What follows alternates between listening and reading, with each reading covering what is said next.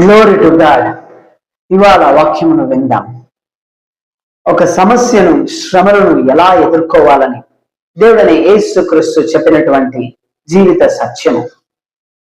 దేవుడని యేసుక్రీస్తు సిలువ వేయడానికి ముందుగా శ్రమలను, ఇబ్బందులను ఎదుర్కోవలసి వస్తుంది అని చెప్పి దేవుడని యేసుక్రీస్తు చేసినటువంటి పని ప్రార్థన. తన శిష్యులను వెంట పెట్టుకుని ప్రార్థన చేయడానికి బయలుదేరారు. దేవుడైన యేసుక్రీస్తు ఏకాంతంగా ప్రార్థన చేయాలని చెప్పి శిష్యులతో, మీరు ఇక్కడే ప్రార్థన చేయండి, నేను కొద్దిగా ముందు వెళ్ళి ప్రార్థన చేస్తాను అని చెప్పి ఏకాంతంగా వెళ్ళి ప్రార్థన చేయడానికి బయలుదేరారు. వెళ్ళడానికి ముందు శిష్యులతో, మీరు ఇక్కడ నా కొరకు ప్రార్థన చేయండి అని చెప్పి బయలుదేరారు. యేసయ్య వెళ్ళి ఏకాంతంగా ప్రార్థన చేసి తిరిగి వచ్చి శిష్యులను చూసినప్పుడు శిష్యులు నిద్రలో చాడుకున్నారు. యేసయ్య శిష్యులను చూసి, ఒక గడి అయినను, ఒక గంట అయినను మెలకుగా ఉండి ప్రార్థన చేయలేరా? మీరు శోధనలో పడకుండా ఒక గంట అయినను మెలకుగా ఉండి ప్రార్థన చేయండి అని చెప్పి యేసు ప్రభులు వారు శిష్యులను చూసి చెప్తారు. అలాగే యేసు ప్రభులు వారు చెప్పిన మాట, ఆత్మ ఎల్లప్పుడూ సిద్ధమే గాని శరీరము బలహీనము. మన శరీరము బలహీనము కాబట్టి, మన శరీరము వలన ఇబ్బందులు, ఇరుకులు, సమస్యలు వస్తుంది కాబట్టి ప్రార్థనలో మెలకుగా ఉండాలి అని చెప్పి ప్రభువైన యేసుక్రీస్తు శిష్యులను చూసి చెప్పారు. మన యొక్క సమస్యలను, మన శ్రమలను, మన కష్టములను, పోరాటములను ఎదుర్కోవాలి అంటే మనం చేయాల్సిన మొట్టమొదటి పని ప్రార్థన చేయాలి. మనం ఎక్కువసేపు ప్రార్థనలో గడపాలి. ఏకాంతంగా దేవునితో ప్రార్థనలో ఉండాలి. మనం ఎప్పుడైతే ప్రార్థన చేస్తామో మన పరిస్థితులు మారుతుంది. మనం ఎప్పుడైతే ప్రార్థన చేస్తామో ఆ దేవుడైన యేసుక్రీస్తు మనకు సహాయపడతారు. బైబిల్ గ్రంథంలో ఆదికాండం 32వ అధ్యాయంలో యాకోబు గురించి రాయబడి ఉన్నది. యాకోబు తన అన్నగారిని మోసగించి దూర ప్రదేశానికి వెళ్ళిపోయారు. చాలా కాలము తరువాత, తనకు కుటుంబాలు అయిన తర్వాత, పిల్లలు అయిన తర్వాత, ఆస్తులు అయిన తర్వాత తన సొంత ఊరికి తిరిగి రావాలని యాకోబు నిర్ణయించుకొని తన సొంత ఊరికి వస్తూ ఉన్నప్పుడు ఇది విన్న అన్న ఆయన ఏసా నన్ను మోసగించి పారిపోయిన యాకోబును ఎలాగైనా చంపాలని చెప్పి 400 మందితో బయలుదేరాడు.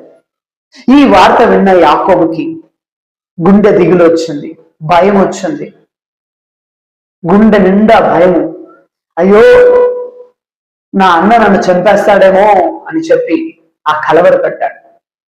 వెంటనే యాకోబు చేసిన పని ఏకాంతంగా దేవుని దగ్గరికి వెళ్ళి ప్రార్థన చేశారు. అలా ప్రార్థన చేస్తూ చేస్తూ చేస్తూ రాత్రంతా గడిపారు.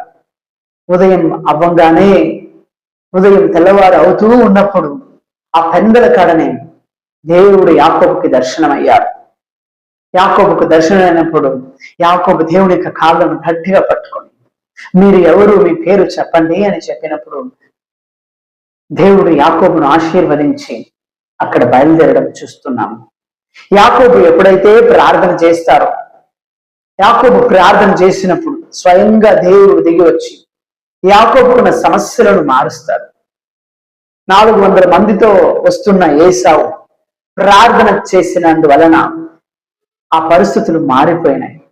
చంపాలని వచ్చిన అన్న ఏసా యాకోబుని చూసిన వెంటనే తన కత్తుని కింద పడేసి యాకోబుని కౌగిలించుకొని కంట్లో కన్నీరు పెట్టుకున్నారు. యాకోబు చేసిన ప్రార్థన ఆ పరిస్థితులను మార్చింది. మనం ఎప్పుడైతే ప్రార్థన చేస్తామో ఆ దేవుడు మనకు సహాయపడతాడు. దేవుడే స్వయంగా దిగి వచ్చి మనకు సహాయపడి మన పరిస్థితులన్నీ మారుస్తాడు. అది మాత్రము కాదు, మన దేవుడైన యేసుక్రీస్తు మనకు ఒక మాదిరిగా ఉంటూ ఉన్నారు. దేవుడైన యేసుక్రీస్తు ప్రార్థన చేసేటప్పుడు మత్తయి రాసిన సువార్తలో 17వ అధ్యాయంలో ఆయన ప్రార్థన చేస్తూ చేస్తూ చేస్తూ ఉన్నప్పుడు తన ముఖరూపం మారింది. సూర్యుని వలె ప్రకాశించడం ప్రారంభించింది. ఆయన ప్రార్థన చేస్తూ చేస్తూ ఉన్నప్పుడు 2 పరిశుద్ధవంతులు మోషే, ఏలియా యేసయ్య దగ్గర మాట్లాడటానికి వచ్చారు. యేసుని బలపరచడానికి, మాట్లాడడానికి అక్కడ వచ్చారు. మనం ప్రార్థన చేసేటప్పుడు మన పరిస్థితులు ఖచ్చితంగా మారుతుంది. అందుకే సమస్యలలో, బాధలలో, ఇబ్బందుల్లో, ఇరుకుల్లో ఉన్నప్పుడు మొట్టమొదటిగా మనం చేయవలసింది ప్రార్థన. మొట్టమొదటిగా మనం చేయవలసింది ప్రార్థన. పేతురుని చెరసాలలో పడేసినప్పుడు, చెరసాలలో ఏం చేయాలో తోచినప్పుడు పేతురు కొరకు సంఘం పూర్తిగా కలిసి ప్రార్థన చేస్తారు. సంఘమంతా ప్రార్థన చేసినప్పుడు ఒక దేవదూత పేతురు ఉన్న చెరసాలలో దిగి వస్తారు. దిగి వచ్చి ఆ పేతురుని ఆ చెరసాల నుంచి విడుదల చేస్తారు. ఈరోజు ఏ సమస్యలున్నా, ఏ ఇబ్బందులున్నా, ఏ ఇరుకులున్నా మనం చేయవలసింది ప్రార్థనను ప్రారంభించాలి. ప్రార్థనను ప్రారంభించి ప్రార్థనను కొనసాగించాలి. మన మోకాలు ప్రార్థన మన పరిస్థితులని తప్పకుండా ఖచ్చితంగా మారుస్తుంది.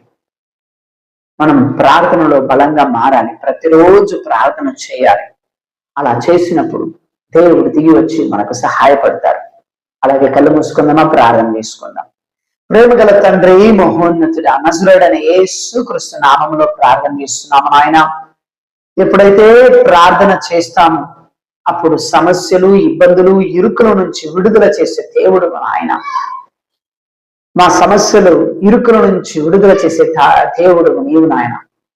యేసయ్యా, నజరేయుడైన యేసు నామములో ప్రార్థన చేస్తున్నాం. ఇప్పుడే ప్రార్థనలో ఏకీభవించిన వారి సమస్యలు, ఇబ్బందులు, ఇరుకు, పోరాటములు, వ్యాధులు, బలహీనతలు, సమస్యల నుంచి విడుదల దాయిచేయండి నాయన.